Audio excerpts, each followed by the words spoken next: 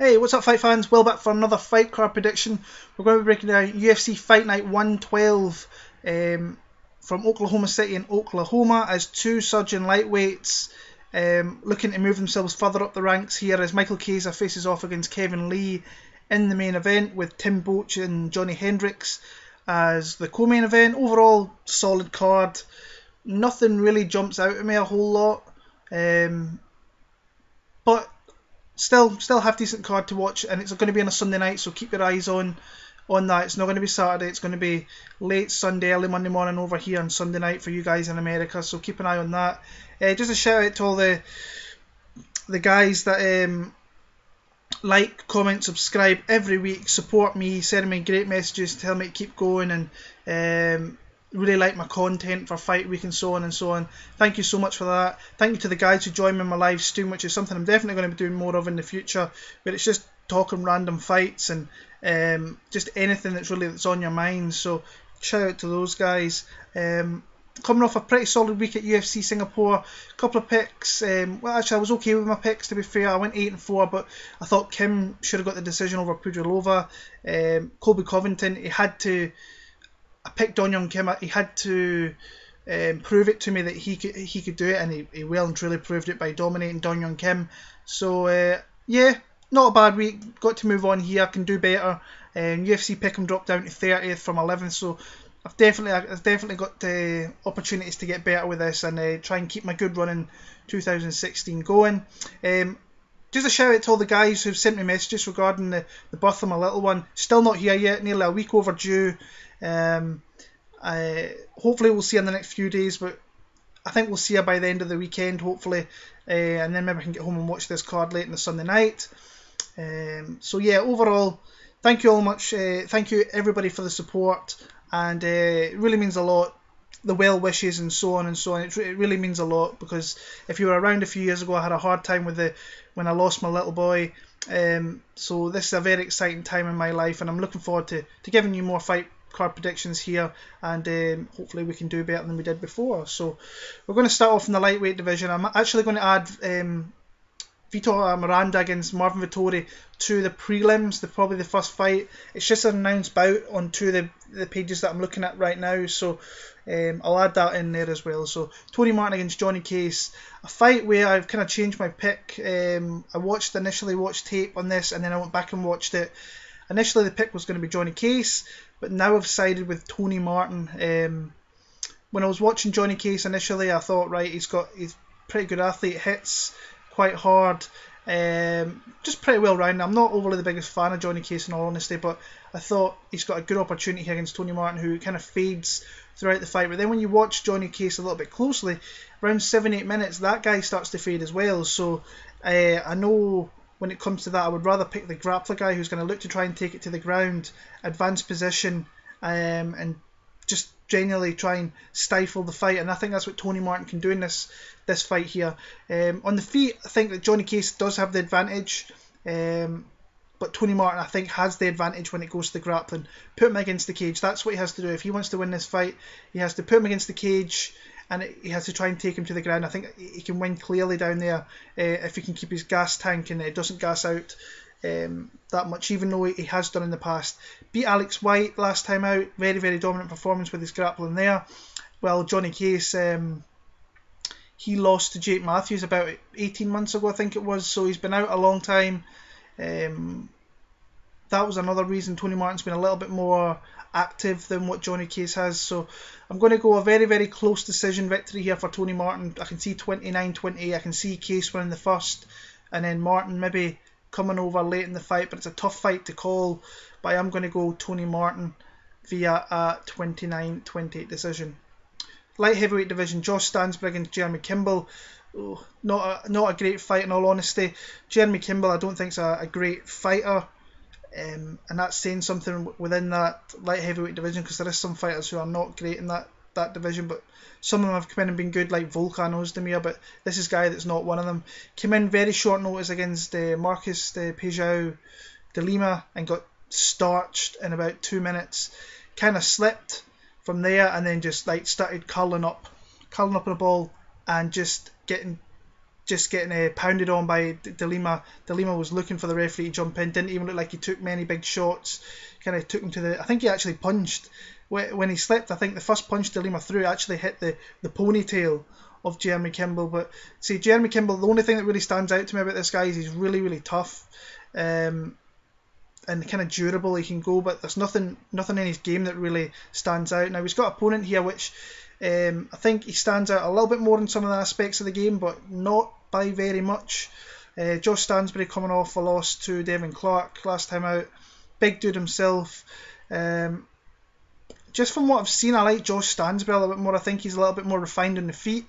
I think he can clinch up a little bit more. Once it goes into the clinch, he can use big knees in there if he can keep Kimball against the fence. Kimball's actually not that bad at actually reversing position, pitting you against the cage and looking from takedowns from there. But see, nothing really stands out for both guys here. I'm going to go with a guy with a little bit more experience in the UFC, who I just think is a little bit more better of an athlete, hits a little bit harder. So I'm going to go Josh Stansbury via a decision, maybe a late TKO. In fact, I'm going to go a third round TKO victory there for Josh Stansbury. Jared Gordon against Michel Quinones. A fight that was supposed to take place at UFC 211 and then got pulled because I think Gordon got ill just before weigh-ins there. So I think my original pick was Jared Gordon there. I'm actually kind of wavering a little bit because I think Quinones is striking it. When I watched it again, he's striking this pretty decent. But I just think that Jared Gordon is the better, more well-rounded fighter, and I think he can take it to different aspects. If he's not doing well on the feet, he can take it to the ground, and I can see Quinones struggling possibly to get back to his feet from there. I went with Gordon then. I'm not going to change my pick to Quinones. I'm going to stick with Jared Gordon, a very close 29-28 decision there. I'm not spending too much time in that fight because I've spoke about it before. So I'm going to put Vitor Miranda and Marvin Vettori in here just on this prelims here, so I'm going to start with that. Like Marvin Vettori in this fight, I think he's the better athlete, he's the bigger guy.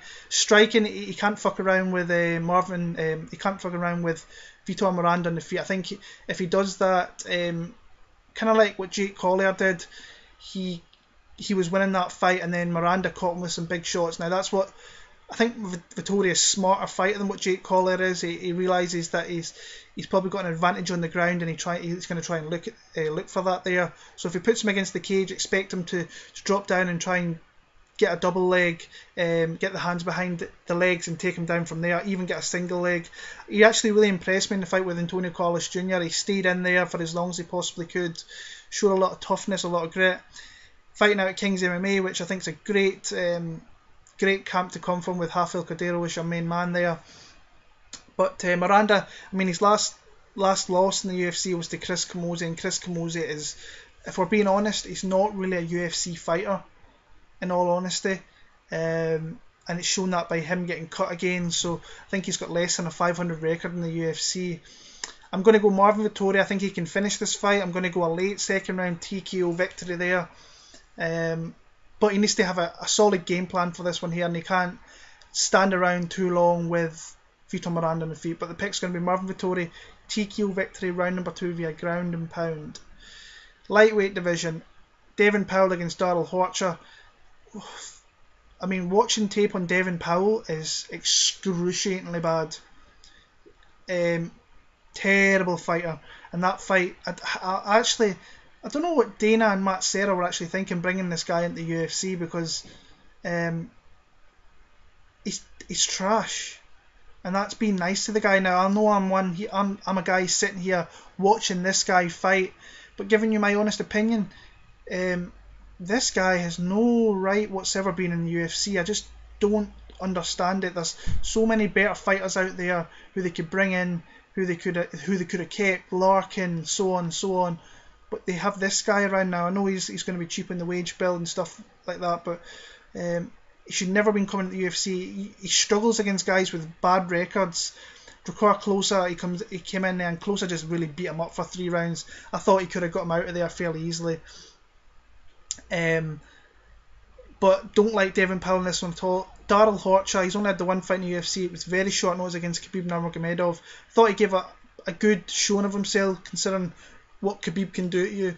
Stopped a couple of takedowns. Of course, he did get taken down a little bit and beat up on, but yeah, Darrell Horcher's going to be the pick here. If you watch some of the fights before that, I think it was E.G. Brooks in Bellator, he has some power there. He can mix it up in the ground as well. He can latch on to guillotines and so on. But he is coming off a very, very, very bad injury. He had a motorbike accident last May, I think it was. And I mean, the list of injuries this guy had, he blew one of his knees completely out, his MCLs, his ACLs. He had a kidney laceration, he had a liver laceration. So this guy's had a big injury, but he's been kicking and punching pretty much from around January, so he's been getting himself ready to get into fight mode again. I just think wherever this fight goes, Darrell Horcher's going to be a big favourite. He's one of my most confident picks of the week, and that's a little bit iffy considering Darrell Horcher's not a well-renowned fighter at all, and we haven't seen that much of him. But I like Darrell Horcher to really mix it up. Devin Powell can be put against the cage and beat upon. Drakkar Klose did that. I think he can be taken down and beat upon as well. Need to be careful with Devin Powell because he's a tall, lanky guy. He might be able to catch you in a submission or something. I don't see it. I'm very, very confident in Darrell Horcher here. I like him via finish. And I like him via maybe late first round, early second round for Darrell Horcher. If not, I can see just being a 30-26 beating all night long. So Darrell Horcher's going to be the pick there. Moving on to the women, we have Carla Esparza against Maryna, Iron Lady Moroz. I went with the pick who I think if she uses her skill set properly, she wins the fight, and that would be Carla Esparza. Moroz, she came in we all know what she came in against Joanne Calderwood. She caught her in a submission, and since then she really hasn't impressed me. She beat Stanshu, Danielle Taylor. Those are girls I don't really rate at all. In all honesty, I should maybe look at Danielle Taylor a little bit because she's got a skill set that can win fights, but Stanshu wasn't ready for the UFC. She lost to Val Eterno as well. What's she going to do? She's going to try and use her boxing, stay at length, use that jab, just look not to be getting taken down. She's been taken down in every fight though, has Maryna Moroz, except for the Joanne Calderwood fight, so that's something to keep an eye on. Carla Esparza, in my eyes, she beat Randa Marcos last time. If that was in any other country, anywhere in the world, any other city except for Canada, she won that fight 29-28. She had takedowns, she had passes, she did get lit up in the feet a little bit, which is something that always happens with Carla Esparza, but I like her. If she has to get inside that reach of Moroz here and not be on the outside, she has to get in close, just grab a hold of Moroz, because once she grabs a hold of her, she will take her down. Esparza is somebody I'm hoping that the lines are fairly decent, especially for DraftKings wise. She's someone I'm looking at because if you look at her fights with Namajunas and so on, she had 5 takedowns with 6 advances, and that just builds points in DraftKings. But it's a risky pick taking Esparza because she's looked nothing like the fighter she was from that Jędrzejczyk fight. Before that, she was predominantly the best woman in the 115-pound division. But since that beatdown from Joanna, she's looked a shell of herself. Even when I watched it 197, she struggled a little bit against the physicalness of Juliana Lima. But I like her to get takedowns in this one. Hopefully we see a little bit more striking from her. Don't think she really wants to strike predominantly too much from Moroz, because Moroz could hit her with uppercuts and leg kicks and so on. But I like Esparza, get her up against the fence and get takedowns from there. So I'm going to go 30-27 decision for Carla Esparza. Clay Guida against Erik Koch next up in the lightweight division. Seen people who do predominant tape studies saying that they had Clay Guida up 2 rounds against Brian Ortega. I don't know what fight they were watching. I thought it was close, but I thought Clay definitely won the first round. He put Ortega on his backside. Second round, I thought that Ortega definitely won that round with the more striking. He just varied it up a little bit and hit him with some body kicks, flicked him with a couple of high kicks, hit him with a nice uppercut as well. Guida is a guy that I think very, very closely will not be in the UFC anymore. I think he's one of those guys. He's been around a hell of a long time. I mean, he really has. And yeah, he's been around a long time. But to be fair, the pictures I'm seeing him at Team Alpha Male, he looks in great shape. He looks ready to go. But I do think he's severely on the decline. I mean, he's moving back up to 155. Koch's going to be the bigger guy here. Erik Koch, when I was looking at his record, it's crazy. The guy's pulled out like 13 or 14 times out of various fights within the last couple of years, probably 4 or 5 years. It's a lot of fights, there's a lot of injuries. We haven't seen too much of him. But when he has been away, I mean, he came back against Shane Campbell and he looked like he hadn't missed a beat, really. So when this guy's on, he's a really top fighter. He peppered up Shane Campbell, who was probably the better striker in that matchup, I think, technical striking wise. I thought he hit him with some really big shots, got some nice takedowns, and then he got the submission from there. Once he had the opportunity to jump over and get that choke, he did so. Clay Guida, I think, is definitely going to be looking for a lot more takedowns than he did in the Ortega fight. And if you look at the Thiago Tavares fight, I mean, he got subbed very quickly there. I think he can just be caught, and it's. I was a little bit apprehensive about this matchup, but once you watch the tape, it's clear that Erik Koch is the better fighter here. I'm hoping for a good line on this guy, because if he is fairly decent, I might have a fairly decent sized bet on him as well. The pick is Erik Koch. I just think he's very, very hard to take down. He's very well rounded. He looks in great shape from what I've seen through his Snapchat and his Instagram and so on. Looks fight ready. He's been raring to go for this one. So the pick's going to be Erik Koch. Do I see him finishing Clay Guida? Possibly. Clay Guida can be knocked out. We've seen that with the flying knee finish, or the standing knee finish from Brian Ortega, who's not known as a knockout artist. So if there is going to be a knockout, I think it could be fairly late. I think he could submit Guida as well. But I'm going to go a decision. I think Guida's going to fight hard here, and Koch's going to get a decision. So that's going to be my pick there. Moving on to the main card, a fight I am really... BJ Penn against Dennis Siver. Thing that annoys me about this fight, surely there is people around BJ Penn that are saying to him, you don't need to fight. I thought it was really hard watching Yair Rodriguez just beat the shit out of BJ back in January, and they're still giving him fights. He's just not been the fighter we're used to seeing for the longest time, and he's taken a lot of damage. He's only really doing this for a paycheck. Now, in all fairness, he's got an opponent here who's been out a couple of years himself, so we don't know what he's been doing. I'm not a fan of Dennis Siver. Was on the juice back in the day, I firmly believe. We'll need to see what his body type's like when he comes back, because he has been away for 2 years. So, yeah, I'm just a little bit... It's disappointing watching one of the best... He is one of the best fighters that there's ever been in the UFC, BJ Penn. And one of the best fighters in the sports who fought guys in higher divisions all the way throughout. But you can't pick BJ Penn in this spot. I want to pick BJ Penn, but I cannot do it even against someone like Dennis Siver, who's been out for 2 years. I think that Siver's got the striking advantage. I think he's going to be faster. He can throw some spinning techniques that could catch BJ Penn off. It'd be interesting if it goes to ground, because then BJ could use that jiu-jitsu, legendary jiu-jitsu that he's got, and maybe he could get a win through that. But pick has to be Dennis Siver. I really want to pick BJ Penn. The fan in me is telling me pick BJ Penn, don't pick Dennis Siver, but you have to use what limited brain cells I have. And the pick here is Dennis Siver. It has to be. I'm going to pick him. I think if this goes past the 10-minute mark, I think that Siver has more than the gas tank. He can probably stop BJ Penn, and that's shit to say, because Dennis Siver is not a good fighter in my opinion. Dennis Siver TKO early round number 3 there.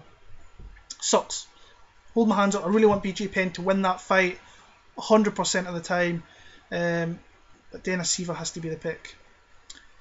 Tim Means v Alex Garcia is next in the welterweight division.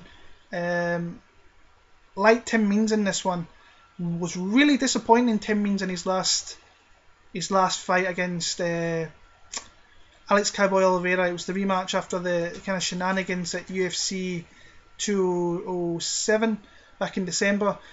Really bad game plan. I think he had an injury in that one, but he came in and he tried to grapple with Alex Oliveira with Cowboy, and he was just clearly outmatched in that aspect of the game. Cowboy I should say, is very strong, really strong grappler. We've seen that throughout his UFC career, and just got beat. It just didn't look like the Tim Means we're used to seeing there, because in the first fight, I think we saw the Tim Means that wins predominantly his fights. A mean guy, elbows, knees in the clinch, just puts you against the cage and beats upon you.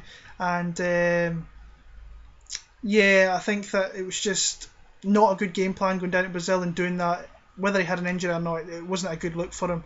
Alex Garcia coming over a win over Mike Powell. Mike Powell's done in the sport, he's got no chin, and yeah, he's got no chin, but he is a fairly strong guy. For the first round, he's very strong, but after that, he gasses fairly bad. All that kind of lactic acid in his body is there, and he doesn't really put it all together. He's a guy that I think if he was to ever put it all together, he'd be a really dominant force in that division, but I don't think we're ever going to see that. I think we've seen the limits of what Alex Garcia is all about. I think that Tim Means is nasty. I think the first round could be very close, but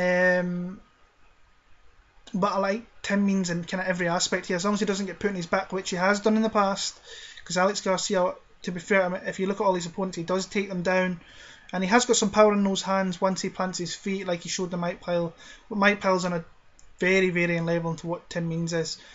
I like Tim Means to just get through this first round, and then from there just start to light up Alex Garcia, go into the clinch, just use footwork, switch up his stances, use angles, and just put Alex Garcia against the cage where Tim Means can get nasty and really put a beating on a guy. So I'm going to go second round TKO victory, maybe a submission actually as well, if he can drop Alex Garcia and then jump in a submission. I think it's going to be a finish. Predominantly I usually go always TKOs over submissions, so I'm going to go a TKO over in the second round there for Means over Alex Garcia. Light heavyweight division with Joachim Christensen against Dominic Reyes. Reyes is a newcomer, undefeated guy, I think with 6-0 record, 5 finishes. Now it's quite funny if you watch a little bit of the regional promotions, you will know who this Dominic Reyes guy, because there's gifs flying around and videos of Reyes and his last fight against Jordan Powell.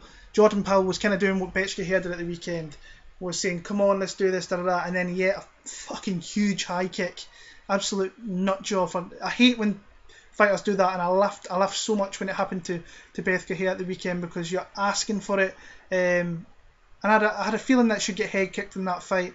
And this Jordan Powell guy did the same here, but he won his last 3 fights, 2 by head kick knockouts, and the other one was via TKO on the ground against Tyler Smith.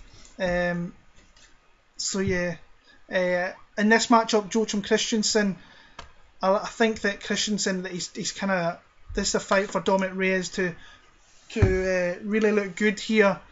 I think on the feet, that he really does beat up Joachim Christensen really badly, and yeah, I think from there he just beats him in the feet. On the ground it might be a different story. We haven't seen too much from Dominic Reyes down there, but he is going to be the bigger guy height wise. I think he's got the longer reach as well, and I just don't really rate Christensen all that much. He's coming in here short notice again. He lost to after his last fight, he lost to Antigulov at UFC 211. Yeah, I'm going to go Dominic Reyes. I think he's got enough power, enough technique on the feet to really put a hurting on Christensen. And I just hope he doesn't get put on the ground. That's the one worry I've got here. The pick's going to be Reyes. I'm going to pick him via TKO. Maybe late round. I think I'm going to go late round 1 TKO victor there for Dominic Reyes in that one. Moving on to the women's strawweight division, we have Felice Herrig against Justine Kish.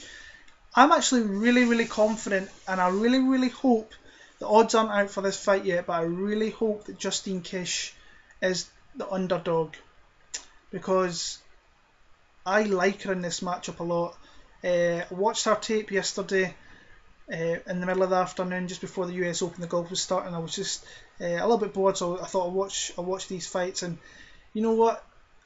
Justine Kish is somebody that I am a betting man. I'm not a great bettor in all honesty, but I am a betting man.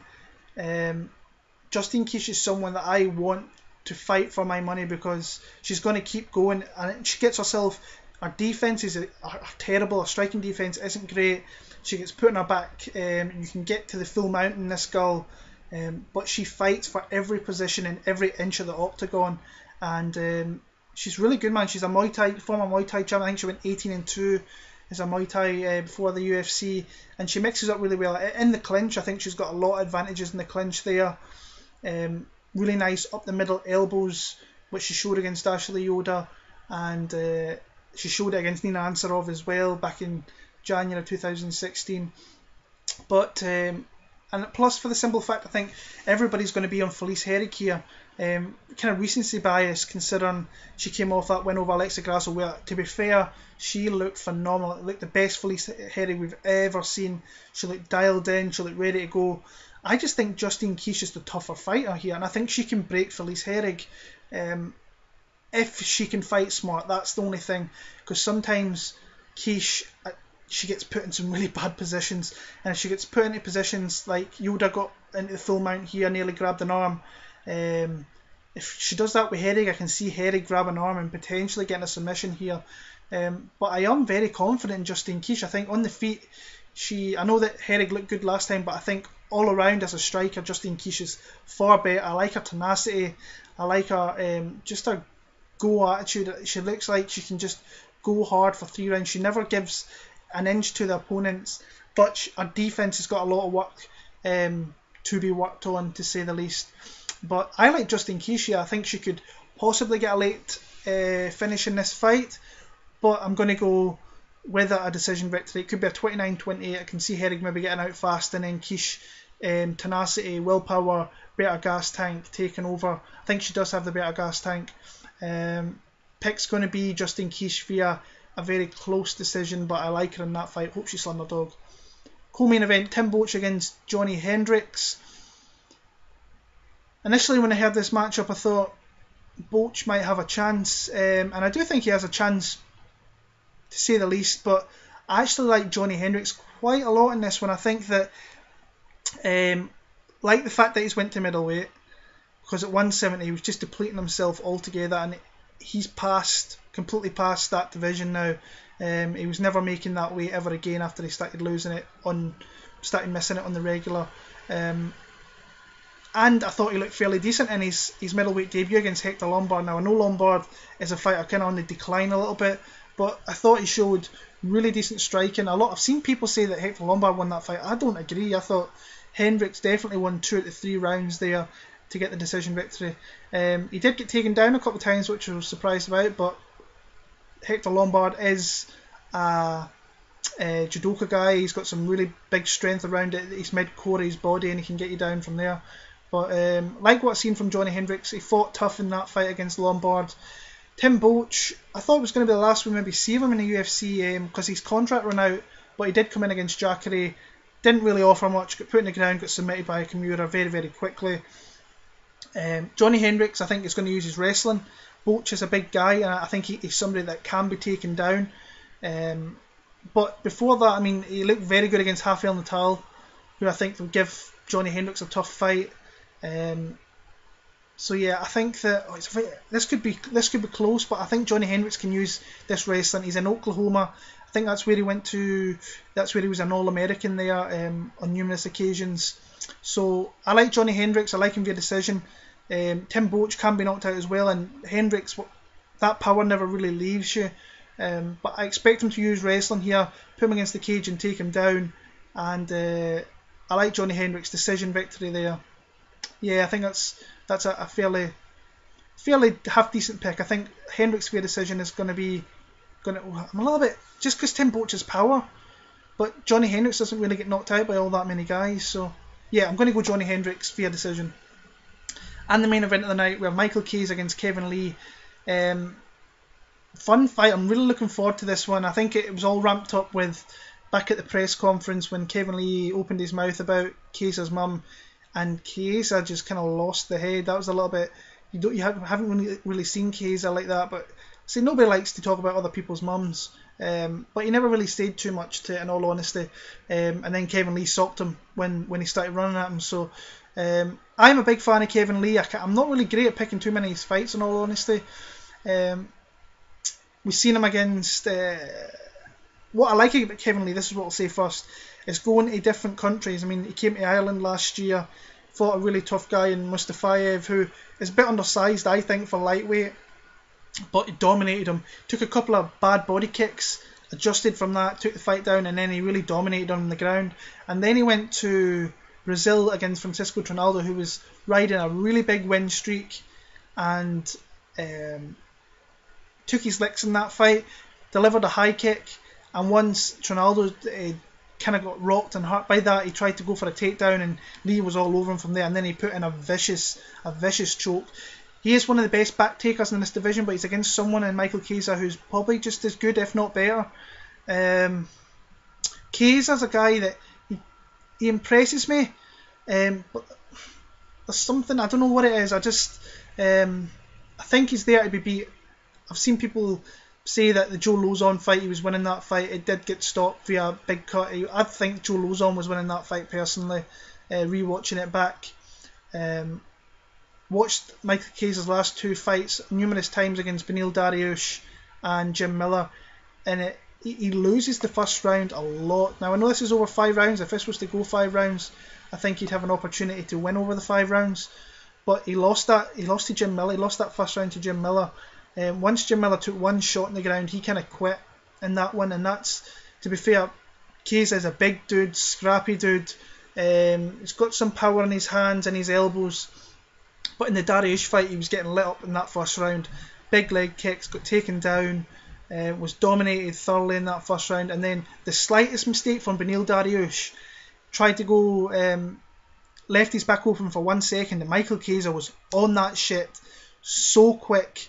And like he does, if you give this opportunity to get on your back, you are fucked. And Beneil Dariush was completely goosed from there on out. And good win, great win to have in your record over Beneil Dariush. I mean, he's beat Ali Akinta, he's beat James Vick. Those guys are really decent fighters as well. I've struggled with this pick. If you were on the live streams with me last week, I've been going back and forward. I think that people out there are saying that Kevin Lee is mismatched here. I don't see that. People are saying that Chiesa is better everywhere than Kevin Lee. I don't see that. I think Kevin Lee is the better wrestler, the thoroughly better grappler. I think his striking's coming along. I don't see how you can say Michael Chiesa is the better striker than Kevin Lee. I think they're very, very similar, in all honesty. And Kevin Lee is definitely putting it all together. And he's been fighting more frequently than what Michael Chiesa has. I can see where the people are coming with Chiesa, but I think it's a very close matchup personally.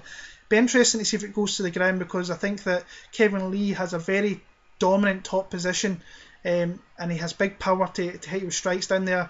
But Michael Chiesa is very crafty down there, and if he gets you in a position like he did with Jim Miller, they were rolling a leg lock, Miller was going for it, and then he managed to get his knee over, and then he started pounding the shit out of Jim Miller quit.